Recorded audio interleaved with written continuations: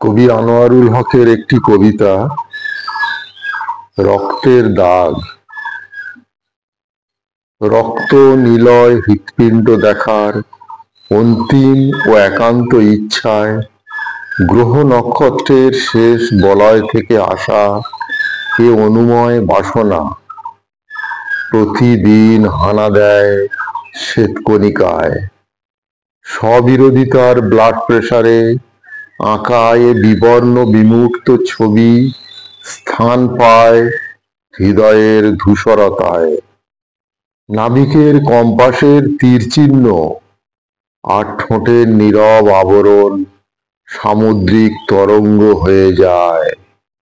খোলসের অন্তরালে দেহের ছাঁচ ঠান্ডাহীন শিহরণ আনে দন্তহীন বিমূর্ত নাভি মূলে।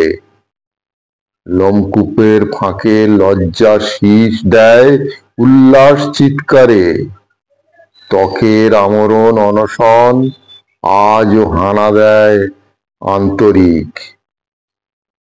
বিলাসের শতমুখী ক্রন্দনে রক্ত নিলয় হৃৎপিণ্ড দেখার আলোকবর্ষব্যাপী এই ইচ্ছা এখন নিকষ বর্ণহীন রক্তেই।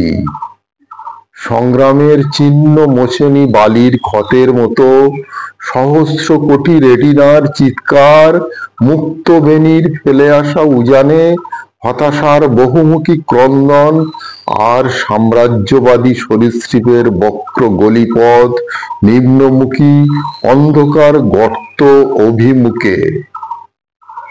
সারা গায়ে আঁধারের ছায়া মেখেও নিরলস অন্তিম আলোক অভিযান। শবের কান্না হৃৎপিণ্ডের দোলনে পোড়ো ঘাসে রক্তের দাগ মনে হয়।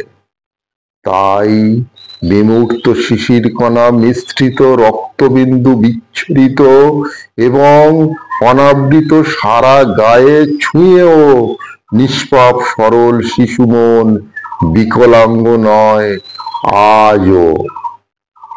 অবসরের এই অস্তগামী বিকালে পড়ন্ত রক্তিম সূর্যকে মনে হয় রক্তের দাগের পতাকা জড়ানো প্রসবিনী সূর্যমুখী মা আমার।